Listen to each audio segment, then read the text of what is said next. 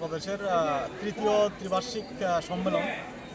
আমরা 2017 সালের 6ই আগস্ট আমাদের এই সংগঠন রাষ্ট্রবাদী বিচারধারা নিয়ে কাজ করা শুরু করেছিল, তখন প্রায় 203 জন অফিসার নিয়ে। তারপরে আজকে আমাদের প্রায় 8-9 বছর হয়ে গেল। এখন বর্তমানে আমাদের যে অফিসার সংখ্যা আছে প্রায় 1500-এর উপরে সংখ্যা আছে। তো আমাদের সাংগঠনিক মতে আজকে তৃতীয় ত্রিবার্ষিক সম্মেলন।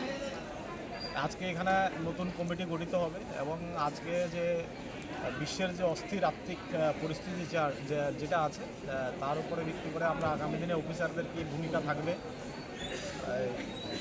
আমাদের যে স্বদেশী বিশেষ করে আমরা এই যে অস্থির পরিস্থিতি সেখানে আমরা যে একটা শিক্ষা পেয়েছি যে যদি কোনো দেশ আত্মনির্ভর যদি না হয় তারা এটা সমূহ বিপদের সম্মুখীন হতে হবে। এবং সেই পরিপ্রেক্ষিতে আগামী দিনে আজকে আমাদের যে নতুন কমিটি গঠিত হবে সেই পরিপ্রেক্ষিতে দেশকে অর্থনৈতিকভাবে শক্তিশালী করার ক্ষেত্রে আমাদের যে কার্যপদ্ধতি হবে, আমাদের যে নিয়ম নীতি বা এটার যে বাস্তবায়ন হবে, সেখানে আমাদের দেশীয় পণ্য যেটা আছে বা দেশীয় উৎপাদন যেটা আছে সেটাকে কীভাবে সামনের দিকে এগিয়ে নেওয়া যায় এবং মানুষকে সম্পূর্ণ সমাজকে কীভাবে স্বদেশী পণ্য ব্যবহারের জন্য প্রেরণা যোগানো যায় সেরকমভাবে আমরা আগামী দিনে কাজ করব আজকে থেকে।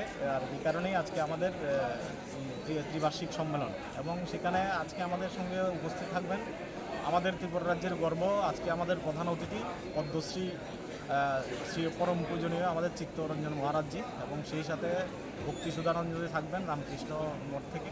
আমরা তারা সমাজের বিশাল অংশের সেবায় তারা সবসময় নিয়োজিত। আমরা জানি সমাজের পিছিয়ে পড়া অংশের জন্য যে সেবা এই সংগঠনগুলো দান করে, সেখানেও আমরা চেষ্টা করব কিছু তাদেরকে সহায়তা করার জন্য। কত জনের কমিটি? আমাদের সংবিধান অনুযায়ী আমাদের 31 জনের কমিটি হয়, স্টেট কমিটি।